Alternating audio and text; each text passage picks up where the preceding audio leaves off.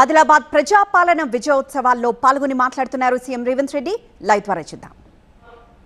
Adilabad parliament సభ్యులు నగేష్ గారిని, శాసన మండలి సభ్యులు మిత్రులు విఠల్ గారిని, శాసన సభ్యులు మిత్రులు వినోద్ గారిని, వెడమ బొజ్జు గారిని, అదేవిధంగా మాజీ మంత్రివర్యులు పెద్దలు ఇంద్రకరణ్ రెడ్డి గారిని, వేణుగోపాలాచారి గారిని, వివిధ కార్పొరేషన్లకు సంబంధించిన చైర్మన్లను, ప్రభుత్వ అధికారులను, ప్రాణ సమానులైన ఆదిలాబాద్కు సంబంధించిన మా మిత్రులందరూ వేలాది మంది తరలి వచ్చి ఈ విజయోత్సవ సభను విజయవంతం చేసినందుకు మనస్ఫూర్తిగా ధన్యవాదాలు, కృతజ్ఞతలు తెలియజేస్తున్నా. మిత్రులారా, నేను చాలా సందర్భాలలో చెప్పిన, ఎన్నికలు వచ్చినప్పుడే రాజకీయాలు, ఎన్నికలు ముగిసిన వెంబడే అభివృద్ధి కార్యక్రమాలను అమలు చేయడము, సంక్షేమ పథకాలను పేదలకు అందించడమే మా లక్ష్యమని, సంక్షేమాన్ని అభివృద్ధిని రెండు కళ్ళలాగా భావించి 4 కోట్ల తెలంగాణ ప్రజల యొక్క అభ్యున్నతి కోసమే మా ప్రభుత్వం అహర్నిశలు కృషి చేస్తుంది, నిరంతరం పనిచేస్తుంది. గత 2 సంవత్సరాలలో ఈడ చాలామంది చదువుకున్న యువకులు ఉన్నారు, పాత్రికేయ మిత్రులు ఉన్నారు. ఈ 2 సంవత్సరాలల్లా ఏ ఒక్క రోజైనా, ఒక్క గంటైనా ఎప్పుడన్నా నేను సెలవు తీసుకున్నానా మీరు ఒక్కసారి ఆలోచన చెయ్యండి. చిన్న వయసులో అనుభవం తక్కువ వివిధ హోదాలలో జిల్లా పరిషత్ మెంబర్గా, శాసన మండలి సభ్యుడిగా, శాసన సభ్యుడిగా, పార్లమెంట్ సభ్యుడిగా, పార్టీ అధ్యక్షుడిగా చిన్న వయసులోనే దేవుడు అన్ని అవకాశాలు ఇచ్చిండు. ఏ అవకాశం వచ్చినా దేవుడిచ్చిన గొప్ప అవకాశం ఈ తెలంగాణ ప్రజల కోసం పని చెయ్యాలి, వాళ్ళ చేత గౌరవ మర్యాద పొందాలి అన్న ఆలోచనతోటి నిరంతరం నేను శ్రమ చేస్తూనే ఉన్నా. కొన్నిసార్లు మనం కష్టపడ్డా ఫలితం రాదు, కొన్నిసార్లు మన శ్రమ కొంతైనా దేవుడి సంకల్పం ఉంటే అద్భుతమైన విజయాలు సాధిస్తాం. ఈ వేదిక మీద నాకంటే గొప్ప అనుభవం ఉన్నవాళ్ళు, పరిపాలన తెలిసిన వాళ్ళు, వయసులో పెద్దవాళ్ళు ఉన్నా చిన్న వయసులోనే నాకు ఈ అవకాశం వచ్చింది అనంటే దేవుడి సంకల్పము, తెలంగాణ ప్రజల ఆశీర్వాదము 100% ఉండబట్టే ఈనాడు ఏ ఒడిదుడుకులు లేకుండా, ఎలాంటి ఆటంకాలు లేకుండా తెలంగాణ రాష్ట్రానికి 2 సంవత్సరాలు ముఖ్యమంత్రిగా పని పూర్తి చేసుకొని ఈనాడు మీ ముందుకు వచ్చి నిలబడి అత్యంత వెనుకబడిన ఆదిలాబాదు జిల్లా అభివృద్ధి కోసం ఈరోజు అభివృద్ధి పథకాలను ప్రారంభించుకోవడమే కాకుండా సంక్షేమ పథకాలను అమలు చేసుకోవాలని ఈనాడు ఈ సభ ఏర్పాటు చేసుకున్నాం. అందుకే రాజకీయాలకు అతీతంగా మిత్రుడు పాయల శంకర్, గోడెం నగేష్ గారు భారతీయ జనతా పార్టీ అయి ఉండొచ్చు, వాళ్ళను తెలంగాణ ప్రజలు మమ్మల్ని అందరినీ ఏ విధంగా ఎన్నుకున్నారో వాళ్ళను కూడా ప్రజలు ఓటేసి గెలిపించిండ్రు. వాళ్ళందరిని కలుపుకొని అభివృద్ధి పదం వైపు నడపాలన్న ఆలోచనతోటి ఈనాడు వేదిక మీద వాళ్ళందరితో కూడా మాట్లాడించి వాళ్ళ ఈ ప్రాంత సమస్యల్ని ఏవైతే నా దృష్టికి తెస్తారో వాటిని పరిష్కరించాలన్న ఆలోచనతోటి ఈనాడు మన ప్రభుత్వం పనిచేస్తుంది. నేను ఒక్కటే మాట అడగదలుచుకున్నా, 4 కోట్ల తెలంగాణ ప్రజల్ని ఆలోచన చేయమని నేను విజ్ఞప్తి చేస్తున్నా. ఆనాడు 10 సంవత్సరాలు ఆ ప్రభుత్వం ఉన్నప్పుడు ఏనాడైనా ప్రతిపక్షాలకు సంబంధించిన ముఖ్యమంత్రి గారి కార్యక్రమాలలో పాల్గొననిచ్చిండ్రా? ఒకవేళ ప్రతిపక్షాలు ఎవరైనా పాల్గొన్నా మాట్లాడడానికి 1 నిమిషమైన అవకాశం ఇచ్చిండ్రా? మీరు ఆలోచన చెయ్యండి. ప్రజాస్వామ్య స్ఫూర్తికి విరుద్ధంగా ఆనాడు పరిపాలన జరిగింది. అలాంటి తప్పిదాలు మళ్ళీ జరగొద్దు. ప్రతిపక్షంలో మేము ఉన్నప్పుడు సచివాలయానికి వెళ్తే వందలాది మంది పోలీసులను పెట్టి తాళ్ళు పెట్టి కట్టేసి మీరు సచివాలయానికి రానే వద్దు, మిమ్మల్ని రానియమని నన్ను సీతక్క లాంటి వాళ్ళను తీసుకెళ్లి పోలీసులు నిర్బంధించి మా ఇంటి గేటు దగ్గర పడేసిపోయినారు. ఇప్పుడు అలాంటి పరిస్థితులు లేవు, అలాంటి పరిస్థితులు రానివ్వద్దు. నేను నిన్న ఢిల్లీకి వెళ్ళిన, ప్రధానమంత్రిని కలిసిన, కేంద్ర మంత్రులను కలిసిన, మన తల్లి సోనియమ్మ ఆశీర్వాదం తీసుకొని ఇవాళ తెలంగాణ రాష్ట్రంలో సగర్వంగా నిలబడి నాది తెలంగాణ రాష్ట్రం అని గొప్పగా చెప్పుకుంటున్నామంటే ఆ తల్లి సోనియమ్మ ఆశీర్వదించి 60 సంవత్సరాల ఆకాంక్ష అయిన తెలంగాణ రాష్ట్రాన్ని సోనియమ్మ వల్ల మన కళ సాకారమైంది. మరి ఇంత పెద్ద కార్యక్రమం పెట్టుకొని తెలంగాణ రైజింగ్ గ్లోబల్ సమ్మిట్ పెట్టుకొని ప్రపంచ దేశాలకు సంబంధించిన 100 దేశాల ప్రతినిధులకు ఈరోజు తెలంగాణ రాష్ట్రం ఆతిథ్యం ఇస్తున్నప్పుడు, ఇంత గొప్ప లక్ష్యాన్ని కార్యక్రమం పెట్టుకున్నప్పుడు ఆ తల్లి ఆశీర్వాదం తీసుకోవాలి కదా. కన్న తల్లితో సమానమైన సోనియమ్మ ఆశీర్వాదం తీసుకొని ఈనాడు ఉక్కు సంకల్పంతో ఏ ఆకాంక్షల కోసం, ఏ అభివృద్ధి కోసం, ఏ సంక్షేమం కోసం సోనియా గాంధీ గారు తెలంగాణ రాష్ట్రం ఇచ్చిండ్రో ఆ తెలంగాణ రాష్ట్రాన్ని అభివృద్ధి పదం వైపు నడపడానికి, ఆ లక్ష్యం వైపు సాగడానికి సోనియమ్మ ఆశీర్వాదం తీసుకొని మల్లికార్జున్ ఖర్గే గారు, రాహుల్ గాంధీ గారు, ప్రియాంక గాంధీ గారిని కలిసి మా రాష్ట్రానికి రండి అని, అదేవిధంగా పీయూష్ గోయల్, నిర్మలా సీతారామన్ గారి నుంచి మొదలు పెడితే పెద్దలు నరేంద్ర మోడీ ప్రధానమంత్రి వరకు అందరినీ కలిసి ఆహ్వానించడం. ఇవాళ తెలంగాణ రాష్ట్రంలో 4 కోట్ల తెలంగాణ ప్రజలు పండుగ జరుపుకుంటున్నారు. సంక్షేమం, అభివృద్ధిని ముందుకు తీసుకెళ్లాలనుకుంటున్నారు. మరి అవి తీసుకెళ్లాలనుకున్నప్పుడు రాష్ట్ర కేంద్ర ప్రభుత్వాలు సహకరించుకోవాలి కదా, సమన్వయం చేసుకోవాలి కదా. మనకు అవసరమైన మన ప్రణాళికలను ప్రధానమంత్రి గారి దృష్టికి తీసుకువెళ్ళాలి కదా. పాయల శంకర్ గారు ఎమ్మెల్యేగా నా దగ్గరకు వచ్చి వరంగల్ ఎయిర్పోర్ట్ కావాలి అని అంటే వరంగల్ ఎయిర్పోర్టే కాదు, ఆదిలాబాద్ ఎయిర్పోర్ట్ కూడా కట్టాలి అని పాయల శంకర్ నా దృష్టికి తీసుకొస్తే నిజమే కదా. అత్యంత వెనుకబడిన ఆదిలాబాద్కు ఎయిర్పోర్ట్ ఇస్తే ఇక్కడికి పరిశ్రమలు వస్తాయి. తెలంగాణ రాష్ట్రానికే కాదు, పక్కనున్న మహారాష్ట్రకు సంబంధించిన వాళ్ళు కూడా ఇక్కడ టైగర్ రిజర్వ్ ఫారెస్ట్లు ఉన్నాయి. అభయారణ్యంలో పులులను చూడడానికి దేశం నలుమూలల నుంచి వేలాది మంది ఈ ప్రాంతానికి వస్తున్నారు. వాళ్ళు రావాలంటే కష్టమవుతున్నది. మనకి ఎయిర్పోర్ట్ ఉండాలి అని ఆలోచన చేసినాం. ఈరోజు మేము భూమి ఇస్తే రక్షణ శాఖకు సంబంధించిన రాజ్నాథ్ సింగ్ గారు సహకరిస్తామన్నారు. ఏవియేషన్ మినిస్టర్ రామ్మోహన్ నాయుడు గారు అనుమతులు ఇస్తామన్నారు. ప్రధానమంత్రి నరేంద్ర మోడీ గారు నిధులు ఇస్తామన్నారు. నేను కాంగ్రెస్ అయి ఉండొచ్చు, మా ప్రభుత్వం అయి ఉండొచ్చు, కానీ అభివృద్ధిలో కేంద్ర ప్రభుత్వం యొక్క సహకారం తీసుకొని ఆదిలాబాద్కు ఎయిర్పోర్టు తేవాలి అని నిన్న ఢిల్లీకి వెళ్ళి మోడీ గారితో మాట్లాడి ఈనాడు ఆదిలాబాద్లో ఈరోజు నేను ప్రకటిస్తున్నా, సంవత్సరం తిరిగే లోపల ఆదిలాబాద్లో ఎయిర్పోర్టు పనులను ప్రారంభించి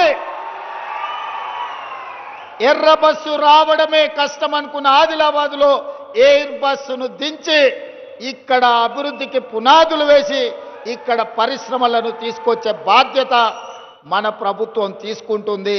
ఇందిరమ్మ రాజ్యంలో ప్రజాపాలన చేస్తుంది అని నేను ఈ సందర్భంగా మీ అందరికీ తెలియజేస్తున్నా. మిత్రులారా, నేను పిసిసి అధ్యక్షుడిగా బాధ్యత తీసుకున్న తర్వాత 4-5 రోజుల్లోనే మొట్టమొదటి పర్యటనకు వచ్చింది ఆదిలాబాదు జిల్లా నిర్మల్ నియోజకవర్గానికి వచ్చిన నేను మొదటి కార్యక్రమాన్ని ఆదిలాబాద్ నుంచే ప్రారంభించిన. మొదటి బహిరంగ సభ దళిత గిరిజన దండోర కార్యక్రమాన్ని ఇంద్రవల్లిలో పెట్టి మిత్రులు ప్రేమ్ సాగర్ రావు గారు బాధ్యత తీసుకొని ఆనాడు పెద్ద ఎత్తున దళిత గిరిజన దండోర, దళితుల కోసం, గిరిజనుల కోసం, ఆదివాసీల హక్కుల కోసం పోరాటానికి, పౌరుషానికి మారు పేరైన కొమరం భీముడి స్ఫూర్తితో రామ్జీ గోండును ఆదర్శంగా తీసుకొని ఈ ఆదిలాబాదు గడ్డ మీద నుంచే ఆనాటి ప్రభుత్వం మీద పోరాటాన్ని ప్రకటించినాం. ఆ ఇంద్రవెల్లి స్ఫూర్తిగా 40 సంవత్సరాల పైగా ఆనాడు హక్కుల కోసం ఇంద్రవెల్లి ఆదివాసీలు పోరాటం చేసి ఎంతో మంది నేల కొరిగినరు. వాళ్ళందరినీ వాళ్ళ కుటుంబాలను గుర్తిస్తాం, ఆదుకుంటామని చెప్పి అదేవిధంగా ఇంద్రవెల్లి అమరవీరుల స్తూపాన్ని పర్యాటక కేంద్రంగా ప్రకటిస్తామని ఆనాడు ప్రకటించడం జరిగింది. ప్రభుత్వం వచ్చిన తర్వాత మొదటి సంతకం ఇంద్రవెల్లి అమరుల స్తూపాన్ని పర్యాటక కేంద్రంగా ప్రకటించడమే కాకుండా ఆ కుటుంబాలకు ఇందిరమ్మ ఇండ్లు కట్టుకోవడానికి నష్ట పరిహారం ఇవ్వడానికి ఆనాటి అమరులను మన ప్రభుత్వం ఆదుకున్నది. అదే కాకుండా ఆనాడు ప్రేమ్సాగర్ రావు గారు అన్నారు, మీ పాలమూరు జిల్లాను ఎట్లయితే అభివృద్ధి చేసుకుంటావో మా ఆదిలాబాదును కూడా మీరు దత్తత తీసుకోవాలి, ఆదిలాబాదును అభివృద్ధి చేయాలని మిత్రులు ఆనాడు చెప్పడం జరిగింది. నేను ఈరోజు ఈ వేదిక మీద నుంచి స్పష్టంగా ఆదిలాబాదు బిడ్డలకే కాదు 4 కోట్ల తెలంగాణ ప్రజలకు నేను చెప్పదలుచుకున్నా, 100% అత్యంత వెనుకబడిన ఆదిలాబాదు జిల్లాను అభివృద్ధి చేసే బాధ్యత రాష్ట్ర ముఖ్యమంత్రిగా నేను తీసుకుంటా. రాబోయే 2 నెలల్లో ప్రత్యేకమైన ప్రణాళికలు తీసుకొని ఇక్కడికే వచ్చి ఎంపీ నగేష్ గారు చెప్పినట్టు ప్రతి నియోజకవర్గానికి ఉమ్మడి ఆదిలాబాదు జిల్లా యొక్క అభివృద్ధికి సంబంధించి సమీక్ష సమావేశాలు కలెక్టర్లను వివిధ శాఖల అధికారులను అక్కడికే పిలిపించి రోజు మొత్తం సమీక్ష చేసి మీ సమస్యలకు పరిష్కారం చూపించి మీ అభివృద్ధి పనులకు నిధులను మంజూరు చేసే బాధ్యత నేను తీసుకుంటా. మళ్ళీ తొందరలోనే ఆదిలాబాద్కు వచ్చి అభివృద్ధి మీద సమీక్ష చేస్తా. అదేవిధంగా సాగునీరు ఆనాడు ప్రాణహిత చేవెళ్ల ప్రాజెక్టు 2007-8లో డాక్టర్ వైఎస్ రాజశేఖర రెడ్డి గారు తుమ్మిడేటి నుంచి మొదలుపెట్టి చేవెళ్ల వరకు 16 లక్షల ఎకరాలు 38,500 కోట్ల రూపాయలతోని పనులను ప్రారంభించాడు. దానికి కాక వెంకటస్వామి గారు డాక్టర్ బాబాసాహెబ్ అంబేద్కర్ గారి పేరు పెట్టాలి, ఆదిలాబాద్కు నీళ్లు ఇవ్వాలని ఆనాడు కాక వెంకటస్వామి గారు ప్రయత్నం చేస్తే వైఎస్ రాజశేఖర రెడ్డి గారు డాక్టర్ బాబాసాహెబ్ అంబేద్కర్ ప్రాణహిత చేవెళ్ల ప్రాజెక్టును పనులు ప్రారంభించడమే కాకుండా ఆదిలాబాద్కు నీళ్లు ఇవ్వాలి అని వందలాది కోట్ల రూపాయలు ఖర్చు పెట్టి ప్రాంతంలో పనులు చేసిండ్రు. కానీ తెలంగాణ రాష్ట్రం వస్తే ఈ ప్రాజెక్టులు వేగంగా పనులు అవుతాయి, మీకు నీళ్లు వస్తాయని మేము అనుకున్నాం. పాపం ఒక పెద్దాయన రూపంలో మీకు దయ్యమై పట్టిండు, మీ ప్రాజెక్టును కాలగర్భంలో కలిపిండు. ఆయన ఉద్దేశమేందో దురుద్దేశమేందో నాకు తెలియదు. పేరు మార్చిండు, ఊరు మార్చిండు, అంచనాలు మార్చిండు. పేరు కాళేశ్వరమైంది, ఊరు ఇంకెక్కడికో పోయింది. అంచనాలు 1,50,000 కోట్లయినాయి. 10 ఏళ్ళు తిరిగే లోపల 1,00,000 కోట్లు ఖర్చు పెట్టిండు. కాళేశ్వరం కడితే 3 ఏళ్లలోనే కూలేశ్వరం అయిపోయి కూలిపోయింది. ఆదిలాబాద్కు మాత్రం చుక్క నీరు రాలే. ఆయన ఇంట్లో కనక వర్షం కురిసింది తప్ప మన భూముల్లో బీడు భూముల్లో చుక్క నీరు రాలే. అందుకే ఇవాళ ఈ వేదిక మీద నుంచి స్పష్టంగా మీ అందరికీ మాట ఇవ్వదలుచుకున్న మిత్రులు నగేష్ గారికి శంకర్ గారికి కూడా విజ్ఞప్తి చేస్తున్నా. ఆనాడు ఉమ్మడి రాష్ట్రంలో 148 మీటర్ల ఎత్తుకు అనుమతి ఇచ్చిండ్రు. కానీ ఆనాటి ప్రభుత్వం 152 మీటర్ల ఎత్తుకు అనుమతిస్తే ఆదిలాబాద్లో పెద్ద ఎత్తున సాగునీరు అందించవచ్చని ప్రణాళికలు ఉన్నాయి. దానికి కొంత మహారాష్ట్ర ప్రభుత్వం అభ్యంతరం పెట్టింది. ఆ తర్వాతి కాలంలో 150 మీటర్లకు అనుమతి ఇవ్వడానికి సూత్రప్రాయంగా మహారాష్ట్ర ప్రభుత్వం ఒప్పుకున్నది. కానీ తెలంగాణ ప్రభుత్వమే ఆనాడు పెడచెవిన పెట్టింది. తుమ్మిడేటి దగ్గర ఉండాల్సిన ప్రాజెక్టు తరలిపోయి చిన్న కాళేశ్వరం, మేడిగడ్డ, అన్నారం, సుందిళ్ల పేరు మీద ఎక్కడికో కిందికి తరలిపోయింది. కరీంనగర్ జిల్లాలో నిర్మాణం జరిగింది. అదైనా మంచిగా జరిగిందా అంటే 1,00,000 కోట్లు ఈరోజు గోదావరి పాలైపోయినాయి, గోదావరిలో కొట్టుకపోయినాయి. పాపం ఊరికే పోదు అన్నట్టు ఈరోజు ఎన్ని బాధలు పడుతుర్రో సూరు. సొమ్ము వచ్చిన తర్వాత సొంత పిల్లలే కత్తులతో పొడుచుకుంటారు. ఎప్పుడైనా అక్రమ సంపాదన, అన్యాయపు సొమ్ము వస్తే కుటుంబంలో కూడా ప్రశాంతత ఉండదు. ఇవాళ కండ్లతో చూస్తున్నాం. బిడ్డో దిక్కు, కొడుకో దిక్కు, అల్లుడో దిక్కు, ఆయన శాతగాక ఎక్కడ వండుకున్నాడో మీరు అందరు చూస్తున్నారు. ప్రజల సొమ్ము తిన్నోడు ఎవడు బాగుపడడు. ఇవాళ ప్రజలకింత చేస్తే మనం ఏదన్నా దాంట్లో బుక్క తిన్నామంటే అర్థం ఉంది, కానీ ప్రజలందరినీ ఎండబెట్టి పండబెట్టి ఉన్నదంతా మనమే తింటే నాది నాదే నీది కూడా నాదే అన్నాడు చరిత్రలో ఎవ్వడు బాగుపడ్డాడు లేడు. ఇవాళ నడుస్తున్న చరిత్ర కూడా అదే. ఇవాళ పైసల పంచాయతీ తప్ప వాళ్ళ ఇంట్లో ఇంకో పంచాయతీ లేదు.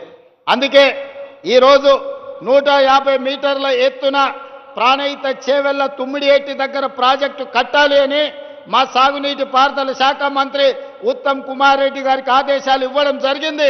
ప్రాజెక్టును అంచనా వేయడానికి నిన్న మొన్ననే టెండర్లు పిలిచినాం. దీనికి సంబంధించి తొందరలోనే ఆదిలాబాద్ జిల్లా వ్యవసాయ భూములకు మీ గోదావరి జలాలను తరలించి ప్రతి ఎకరాకు నీళ్లు ఇవ్వాలి అన్న లక్ష్యంతో తుమ్మిడియేటి దగ్గర ప్రాణహిత చేవెళ్ల ప్రాజెక్టును మళ్ళీ కడతాం. ప్రారంభోత్సవానికి పనుల ప్రారంభోత్సవానికి తిరిగి నేను వస్తా అని తెలియజేస్తున్నా. ఆనాటి నిర్లక్ష్యాన్ని సరిదిద్ది ఈనాటి ఆదిలాబాదుకు సాగునీరును అందించి ఈ ప్రాంత రైతాంగాన్ని ఆదుకునే బాధ్యత ప్రజాపాలన ఇందిరమ్మ రాజ్యం తీసుకుంటుంది. దానికి మా ఎంపీ గారు ఎమ్మెల్యే గారి సహకారం, పక్కనున్న మహారాష్ట్రలో బీజేపీ ప్రభుత్వం ఉంది. మా మిత్రులకు పెద్ద ఎత్తున ఢిల్లీలో పరపతి ఉంది. వాళ్ళ పరపతి కొంత వాడితే మన ప్రాజెక్టులకు అనుమతి వస్తుంది. ఎంబడే పనులను ప్రారంభించుకుందాం. ఎంత ఖర్చైనా ప్రాణహిత చేవెళ్ల తుమ్మిడియేటి దగ్గర కట్టి ఆదిలాబాదు జిల్లాకు నీళ్ళు ఇచ్చే బాధ్యత మన ప్రభుత్వం తీసుకుంటుంది. అదేవిధంగా సిమెంట్ కార్పొరేషన్ ఆఫ్ ఇండియా ఆధ్వర్యంలో ఉన్న సిమెంట్ కంపెనీ మూతబడ్డది. ఈ ప్రాంతంలో అపారమైన సున్నపు గనులు ఉన్నాయి. ఇక్కడ సిమెంట్ కంపెనీ పెడితే బ్రహ్మాండంగా నడుస్తుంది. కేంద్ర ప్రభుత్వంతో మాట్లాడి తొందరలోనే ప్రైవేట్ పెట్టుబడిదారులను తీసుకొచ్చి ఇక్కడ పెద్ద ఎత్తున సిమెంట్ కంపెనీని మళ్ళీ ప్రారంభింపజేసి ఈ ప్రాంతంలో ఉండే నిరుద్యోగ యువకులకు వేలాది మందికి ఉద్యోగ ఉపాధి అవకాశాలు కల్పించి వ్యాపార కేంద్రంగా ఆదిలాబాదును తీర్చిదిద్దే బాధ్యత మన ప్రభుత్వం తీసుకుంటుంది. మీకు సిమెంట్ పరిశ్రమను ప్రారంభించే విధంగా మన ప్రభుత్వం చర్యలు చేపడుతుంది. అదేవిధంగా విద్య, నేను మొదటి నుంచి కూడా నేను చెప్తున్నా, ఎక్కడైతే ఎడ్యుకేషన్, ఎక్కడైతే ఇరిగేషన్ ఉంటుందో, ఎక్కడైతే కమ్యూనికేషన్ ఉంటుందో ఆ ప్రాంతం అభివృద్ధి చెందుతుంది. ఆదిలాబాదును ఎడ్యుకేషన్ విషయంలో, ఇరిగేషన్ విషయంలో, కమ్యూనికేషన్ విషయంలో ఖచ్చితంగా ప్రభుత్వం లక్ష్యం పెట్టుకొని ముందుకు వెళ్తుంది. Young India integrated residential schools ఇచ్చిన మీ ఐటీఐలను వివేక్ వెంకటస్వామి గారు ఏటీసీలుగా అడ్వాన్స్డ్ టెక్నాలజీ సెంటర్లుగా మార్చిన, మీకు మెడికల్ కాలేజీలు ఇచ్చిన, ఈనాడు ఎంతో కాలం నుంచి పెండింగ్ ఉన్న యూనివర్సిటీ ఆదిలాబాద్కి ఇవ్వాలన్నారు. మొన్నటి వరకు ఖమ్మంలో కూడా లేదు. అందుకే ఖమ్మంకు డాక్టర్ మన్మోహన్ సింగ్ గారి పేరు మీద ఎర్త్ సైన్సెస్ యూనివర్సిటీని ఇచ్చి 3 రోజుల క్రితం ప్రారంభించుకోవడం జరిగింది. తప్పకుండా వచ్చే సమీక్ష తర్వాత ఆదిలాబాద్కు యూనివర్సిటీని ఇచ్చే బాధ్యత మా ప్రభుత్వం తీసుకుంటుంది. సమన్వయం చేసుకోవడానికి సుదర్శన్ రెడ్డి గారికి సూచన చేస్తున్నా. అందరితోని మాట్లాడి ఎక్కడ యూనివర్సిటీ ప్రారంభించాలనో కూడా స్థలాన్ని సేకరించండి. మా శంకర్ ఆదిలాబాద్ అంటాడు, మా బొజ్జు ఖానాపూర్ అంటాడు, మా ప్రేమ్ సాగర్ రావు గారు మంచిర్యాల అంటాడు. ఇంకా మా వివేక్ అన్న, మా వినోద్ అన్న మళ్ళీ ఎక్కడంటారో తెలియదు. జిల్లాకి ఎన్నిక నాకు అభ్యంతరం లేదు. ఇక మీరు తలా ఓ దిక్కు కూలితే నాకు కష్టం అవుతుంది. మీరు అందరు కలిసి ఒక అభిప్రాయానికి రాండి. నాకైతే ఇంద్రవెల్లిలో కడితే బాగుంటుందని అనిపిస్తుంది. నా మనసుకైతే ఆడ బావోజీ ఆడ జాతర ఉన్నది, నాగోబా జాతర, అక్కడ ఇంద్రవెల్లిలో కడితే మంచిగా ఉంటుంది. అక్కడికి వచ్చేటోళ్ళు ఉంటారు. ఇంద్రవెల్లి యూనివర్సిటీ అని పెట్టుకుంటే చరిత్రలో కూడా గొప్ప పేరు ఉంటుంది. కొమరం భీముడి పేరు పెట్టుకుంటే ఇంకా గొప్పగా ఉంటుంది. మరి మీరందరూ, ఇది నా సూచన మాత్రమే, నా నిర్ణయం కాదు. ఇక మళ్ళీ ముఖ్యమంత్రి గారు నిర్ణయం తీసుకున్నాక మళ్ళీ మమ్మల్ని ఎందుకు అడుగుతున్నారు అని అంటారు ఎవరన్నా. నేను సూచనే చేస్తున్నా. మీరు అందరూ కూర్చొని ఒక కొలిక్కి రాండి. ఆదిలాబాద్కు యూనివర్సిటీ ఇచ్చే బాధ్యత నాది. అనుమతి ఇచ్చేది నేను, కానీ ఎక్కడ పెట్టుకోవాలనేది ఇక మీరే కూర్చొని మాట్లాడుకోరా. మళ్ళీ ఆ పంచాయతీలకు మాత్రం నన్ను లాగకండి. మీకు యూనివర్సిటీ ఇచ్చి మన పిల్లల్ని చదువుకునేటట్టు, చదువుకున్న వాళ్ళకు ఉద్యోగాలు ఇప్పించే బాధ్యత నాది. అదేవిధంగా తెలంగాణ ఉద్యమం అంటేనే నిరుద్యోగ సమస్య. నీళ్లు నిధులు నియామకాలు అన్నారు. మరి నియామకాలు ఎవరికి వచ్చినాయో మీకు తెలుసు. వాళ్ళ ఇంట్లో ఎంతమందికి ఉద్యోగాలు వచ్చినో తెలంగాణ వచ్చినాక మీరే చూసారు, నాకంటే ఎక్కువ. మరి ప్రజలకు రాలే. అందుకే 10 ఏళ్ళు ఖాళీలుగా ఉన్న ఉద్యోగాలను భర్తీ చేయాలని వచ్చిన సంవత్సరం నుంచే, వచ్చిన రోజు నుంచే మొదలుపెట్టి సంవత్సరం తిరిగే లోపల తెలంగాణ రాష్ట్ర ప్రభుత్వంలో 60,000 ఉద్యోగ నియామకాలు చేపట్టి ఎల్బీ స్టేడియంలోనే ప్రజల సాక్షిగా 61,000 మందికి నియామక పత్రాలు ఇచ్చినాం. గ్రూప్ 1లో మనం ఉద్యోగాలు ఇస్తే 15 ఏళ్ల నాటి ప్రభుత్వం నియామకాలు చేపట్టలే. నేను ప్రక్షాళన చేసి తెలంగాణ పబ్లిక్ సర్వీస్ కమిషన్ పెద్ద ఎత్తున పారదర్శకంగా పరీక్షలు నిర్వహించి 563 మంది గ్రూప్ 1 అధికారులను ఆనాడు సెలెక్ట్ చేస్తే కోట్ల రూపాయలు ఇచ్చి కొనుక్కున్నారని పేదోళ్ళ పిల్లల్ని, వాళ్ళ చదువులను వాళ్ళని అవమానించారు. అందుకే కోర్టుకెళ్ళి తప్పుడు ఆరోపణలు కొట్టేపిచ్చి ఈరోజు 562 మంది గ్రూప్ 1 అధికారులను తెలంగాణను అభివృద్ధి చేయడానికి, తెలంగాణ పునర్నిర్మాణంలో భాగస్వాములు చేయడానికి వాళ్ళకు ఉద్యోగాలు ఇచ్చినాం. గ్రూప్ 2లో దాదాపుగా 785 మందికి ఉద్యోగ నియామక పత్రాలు ఇచ్చినాం. అదేవిధంగా పోలీస్ శాఖ కావచ్చు, వైద్య ఆరోగ్య శాఖ కావచ్చు, వివిధ శాఖలల్లో 61,000 ప్రభుత్వ ఉద్యోగాలు తలలు లెక్కగట్టి ఎల్బీ స్టేడియంలో రాష్ట్ర ప్రభుత్వంలో ఉద్యోగ నియామకాలు చేపట్టిన చరిత్ర దేశంలోనే తెలంగాణ రాష్ట్రానికి దక్కింది. ఇవి సరిపోతాయంటే సరిపోవు. రాబోయే రోజుల్లో ఇంకో 40,000 ప్రభుత్వ ఉద్యోగ నియామకాలకు ప్రక్రియ చేపట్టి ఈ సంబరాలు ముగిసిన వెంటనే సమీక్ష చేసి ఇంకో 40,000 ఉద్యోగాలు, మొత్తం 1,00,000 ప్రభుత్వ ఉద్యోగ నియామకాలు చేపట్టి మా నిరుద్యోగ యువకులకు ఊర్ల సర్పంచులు, వార్డు మెంబర్లు, ఎన్నికలు, రాజకీయాలను తిరగకండి. పోటీ పరీక్షలకు తయారు కాండి. మీరు అధికారులు కావాలి, మీరు డాక్టర్లు, లాయర్లు, ఇంజనీర్లు కావాలి, మీరు ఐఏఎస్లు, ఐపీఎస్లు కావాలి, తెలంగాణ రాష్ట్ర పునర్నిర్మాణంలో భాగస్వాములు కావాలి. అప్పుడే మీ అన్న రేవంత్ అన్న సంతోషంగా ఉంటాడు. మా యువకులు చదువుకొని తెలంగాణ రాష్ట్రానికే కాదు దేశ స్థాయిలో ఐఏఎస్లు, ఐపీఎస్లై ఏ రాష్ట్రానికి పోయినా నాది తెలంగాణ, నేను తెలంగాణ నుంచి ఐఏఎస్ అయి మధ్యప్రదేశ్, మహారాష్ట్ర, రాజస్థాన్, గుజరాత్ ప్రతి రాష్ట్రంలో మన పిల్లలు ఐఏఎస్లు, ఐపీఎస్లు కావాలన్నదే నా లక్ష్యం. అందుకే బాగా చదువుకోండి. మీకు స్కాలర్షిప్లు ఇచ్చే బాధ్యత, మీకు చదువుకోవడానికి పాఠశాలల నుంచి యూనివర్సిటీల వరకు ఇచ్చే బాధ్యత, మిమ్మల్ని ప్రోత్సహించే బాధ్యత ఈ ప్రభుత్వం తీసుకుంటుంది.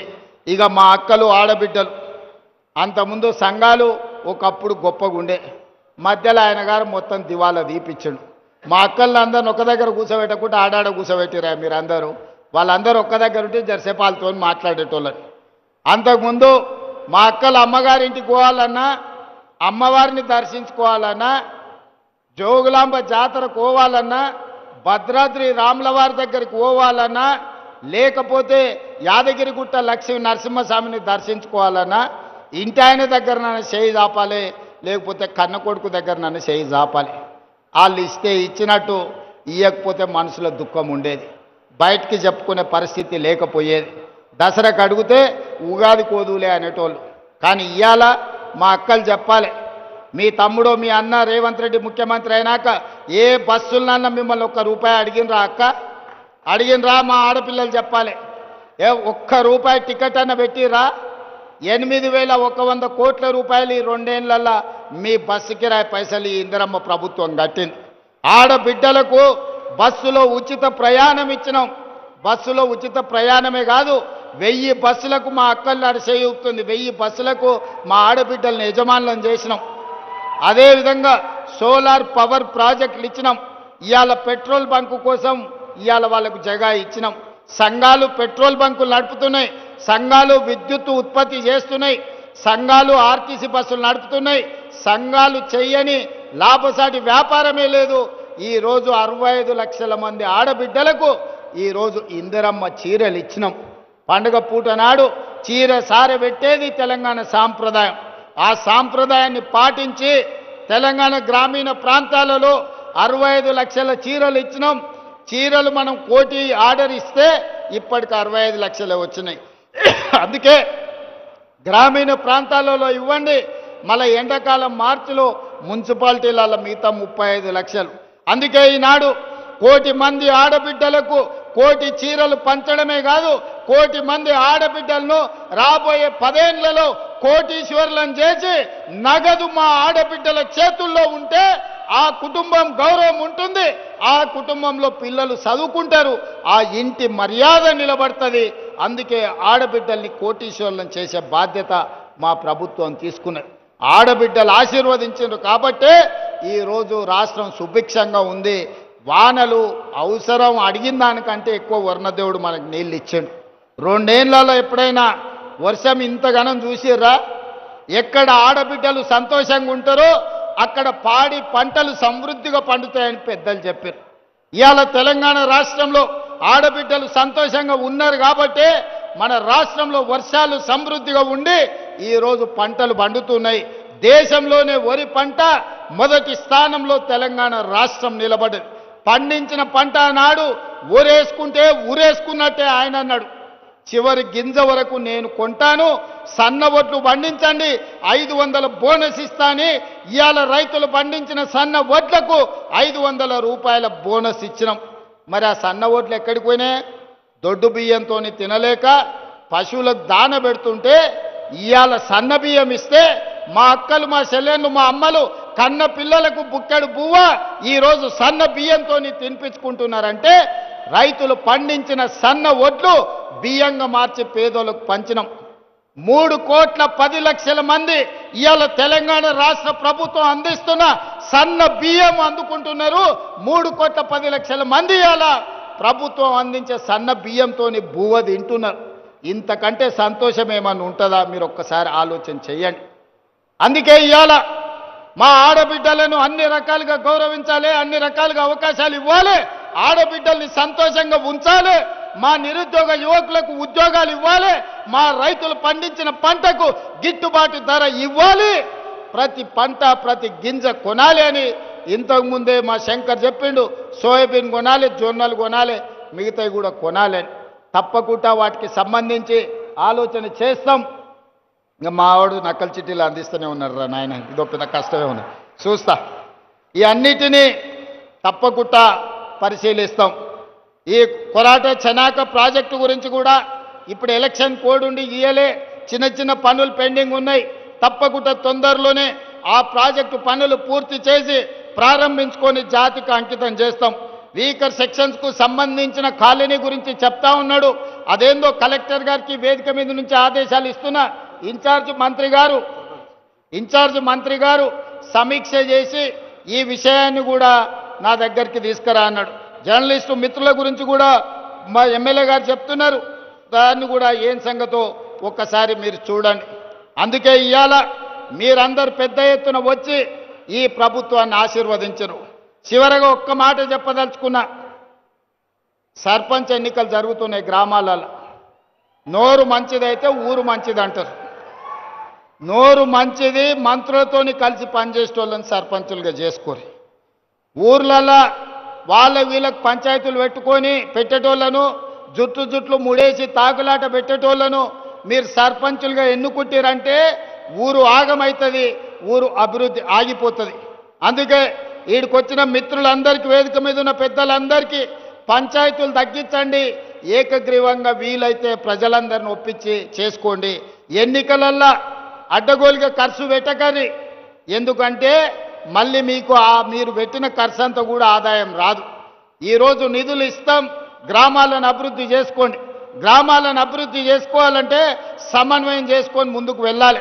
ఎట్లయితే ఈరోజు మేము కేంద్ర ప్రభుత్వం పెద్దల దగ్గరికి వెళ్ళి కూర్చొని మాట్లాడి తెచ్చుకుంటున్నామో, సర్పంచులు కూడా మంత్రుల దగ్గరకు పోయి కూర్చొని మీ గ్రామాల అభివృద్ధి కోసం నిధులు తెచ్చుకునేటోళ్ళని పెట్టండి.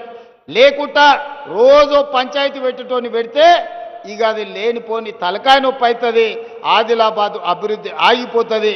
అందుకే మా అక్కలకు, మా చెల్లెళ్లకు, మా రైతులకు అందరికి ఒకటే విజ్ఞప్తి, సర్పంచ్ ఎన్నికలల్లా మంచోని ఎందుకోండి.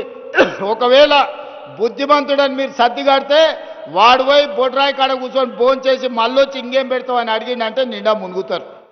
మంచోన్ని చేర్చుకోరి సర్పంచులుగా. నిధులు ఇచ్చే బాధ్యత నాది, అభివృద్ధి చేసే బాధ్యత నాది, మిమ్మల్ని ఆదుకునే బాధ్యత ఈ ప్రభుత్వాన్ని. మీరందరూ మంచి సర్పంచులను ఎన్నుకోండి. మంచిగా ఆదిలాబాదును అభివృద్ధి చేసుకోండి. మీ సాగునీటి ప్రాజెక్టులు కానీ, మీ విద్యాలయాలు కానీ, మీ పరిశ్రమలు కానీ, మీ ఎయిర్పోర్టు కానీ, ఈ ప్రాంతానికి సంబంధించిన అన్ని పనుల మీద ప్రత్యేకమైన దృష్టి పెడతా, సమన్వయం చేసుకుంటా. జూపల్లి కృష్ణారావు గారు, పెద్దలు సుదర్శన్ రెడ్డి గారు ప్రతి క్షణం ఆదిలాబాదు జిల్లా నాయకత్వంతో సమన్వయం చేసుకొని తప్పకుండా ఆదిలాబాదును ఆదర్శంగా నిలబెట్టి రాష్ట్రంలోనే అభివృద్ధి చెందిన మొదటి జిల్లాగా, అదేవిధంగా మొదటి జిల్లాగా మేము తప్పకుండా అభివృద్ధి చేస్తాం. పొలాలకు రోడ్లు అడుగుతున్నాడు, రోడ్లు అంచనాలు వేసి శంకర్కి ఇస్తాం. మోడీ గారి దగ్గర నుంచి నిధులు తెమ్మనాల్సిందిగా కోరుకుంటూ మీ అందరి దగ్గర మీరందరూ పెద్ద ఎత్తున చప్పట్లు కొట్టండి, మిగతా జిల్లాలకు వినిపించాలి. ఆదిలాబాదు జిల్లా ప్రజలు ఎంత క్రమశిక్షణతోటి, ఎంత గౌరవంగా, ఎంత మంచిగా కార్యక్రమాన్ని నిర్వహించిండ్రో. ఇప్పటికి జరిగిన అన్ని కార్యక్రమాలల్లో గొప్పగా ఆదిలాబాదు జిల్లాలోనే జరిగింది. మిమ్మల్ని ఆదర్శంగా తీసుకొని మిగతా జిల్లా ప్రజా ప్రతినిధులు, ప్రజలు, రైతులు, మహిళలు, యువకులు, నిరుద్యోగులందరూ మంచి కార్యక్రమాలు చేయాల్సిందిగా, తొందరలోనే మళ్ళీ వస్తా, మీకు నిధులు ఇస్తా, ఆదిలాబాదును అభివృద్ధి చేస్తా అని మీ అందరి దగ్గర సెలవు తీసుకుంటున్నా. ధన్యవాదాలు మిత్రులారా.